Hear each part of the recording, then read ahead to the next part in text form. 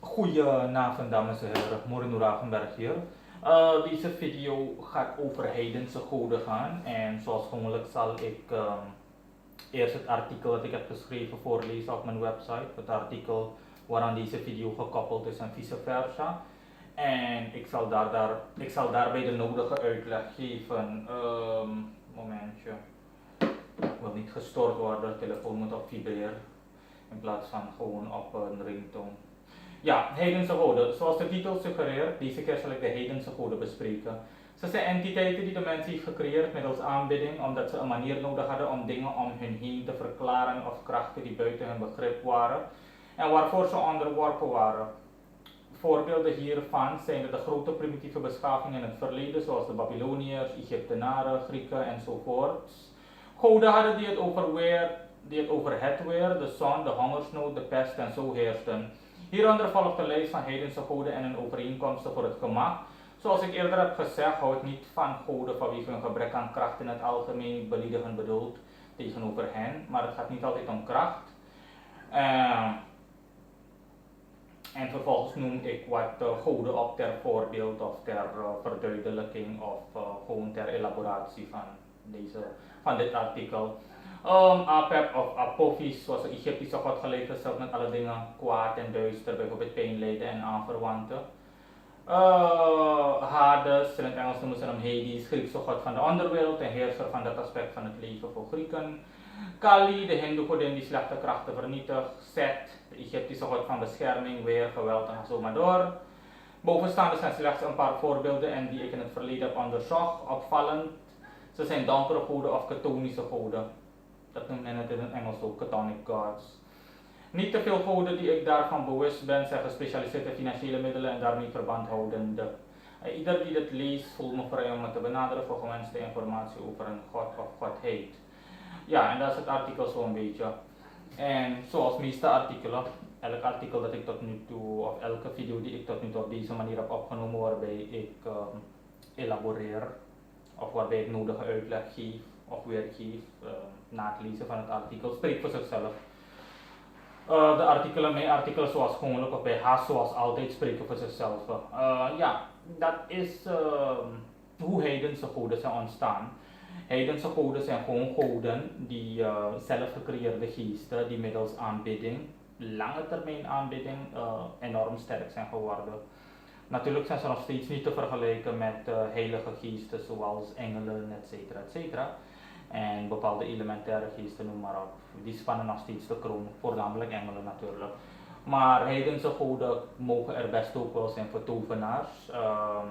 En voor ieder die zich met occulte zaken bezighoudt, specifiek het werken met geesten. Het gaat niet altijd om kracht binnen de tovenarij. Binnen de wereld van occultisme en tovenarij gaat het niet alleen om kracht. Het gaat om juiste aanpak en toepassing daarvan. Je moet slim werken, niet alleen je richten op kracht en een zwaar schutter zijn bij wijze van spreken. Ja, in ieder geval, dat zijn heidense goden zo een beetje. Ze zijn gewoon zelf gecreëerde geesten die men heeft gecreëerd omdat ze een verklaring nodig hadden, voornamelijk primitieve culturen. Primitief vergeleken met de moderne tijd, dus de 20e, 21e eeuw. Culturen en beschavingen die door de eeuwen heen bestonden, sinds het begin van de mensheid, voor Christus. En korte periodes anno domini tot en met de middeleeuwen ongeveer, of kort voor de middeleeuwen, bijvoorbeeld het jaar 1200, noem maar op. En zelfs iets erna. Primitieve culturen hadden een manier nodig om hetgeen ze als hogere machten beschouwden te verklaren. Bijvoorbeeld het weer, bliksem en donder, noem maar op. Alle aspecten van het leven die van vitaal belang zijn voor het leven zelf.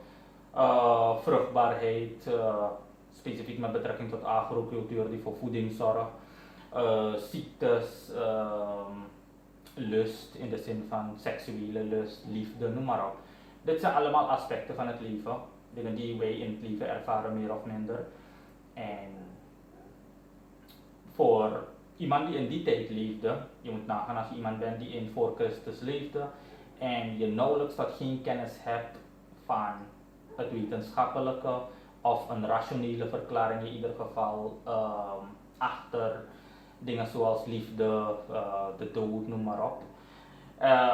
Ga je beginnen te denken, en dat deden die mensen vroeger, je gaat beginnen te denken, weet je wat, er moet een hoger wezen zijn die verantwoordelijk is voor het, weet je, voor het onweer dat we zien, de stormen die we ervaren, de bliksem en donder. Er moet een hoger wezen zijn die verantwoordelijk is voor dit alles en dit alles aan ons gegeven heeft. En als we hem kwaad maken, zie je zelf wat gebeurt, weet je, al onze aanplanten worden vernietigd en de mensen om ons heen worden ziek en gaan dood. Onze stamgenoten worden ziek en gaan dood, et cetera, et cetera, et cetera. Dus we moeten deze geesten goedgezind houden. En zo'n beetje alle primitieve culturen hebben dat. Ongeacht etniciteit, ongeacht oorsprong, haast alle culturen. Mensen die bekend zijn met de Grieken en de Romeinen weten dat. Dat is de reden dat de Grieken en de Romeinen, de Egyptenaren, noem maar op. De meeste beschavingen waar de gemiddelde persoon bekend mee is, vooral vanwege popmedia en de afbeelding, zoals films die steeds gemaakt worden over deze beschavingen. Populairste zijn de Grieken geweest, de Romeinen, de Egyptenaren en de Noren, specifiek Vikingen van Scandinavië en omliggende streken. Zijn het bekendst en binnen mindere mate of tot een mindere mate ook de geesten waarmee ze werkten.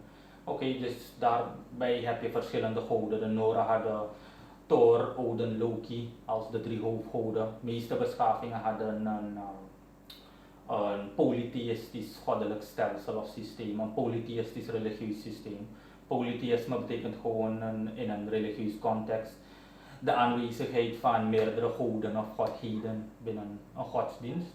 En monotheïsme is het tegenovergestelde, staat voor maar één God die als almachtig wordt gezien, zoals christendom. Oké, dus christendom is een monotheïstische religie, terwijl de godsdiensten van de beschavingen die ik heb opgenoemd zijn polytheïstisch.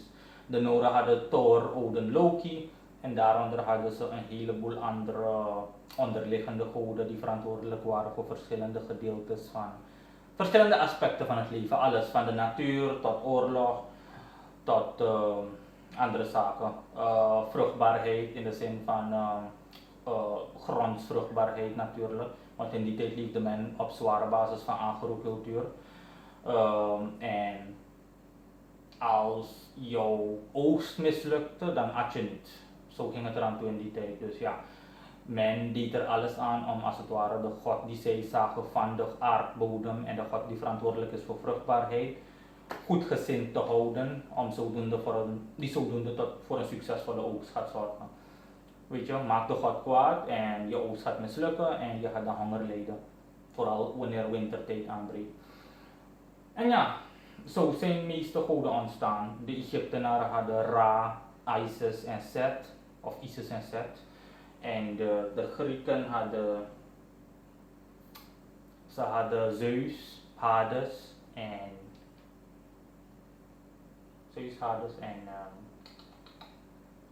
en Poseidon. Ja, Poseidon was god van de zee, Zeus was god der hemelen, hij was als de oppergod gezien, de hoofd der goden. En Hades was als de god der onderwereld gezien, de god van de onderwereld. Dus zo'n beetje de Griekse versie van de duivel, niet dat de duivel bestaat, maar ja, dat is een ander verhaaltje. Zeus werd als het ware de hoofd der goden gezien, gelijk aan de christelijke god, gelijk in dit metaforisch context. En Poseidon werd als god van de zee gezien, als het ware als middel. Dus zij zagen de aarde als de hemel, de zee en de onderwereld. En aan die elementen werd een god toegewezen. En ja, daaronder had je ook een heleboel andere tussengoden. En ga zo maar door. En ja, dat is hem zo een beetje.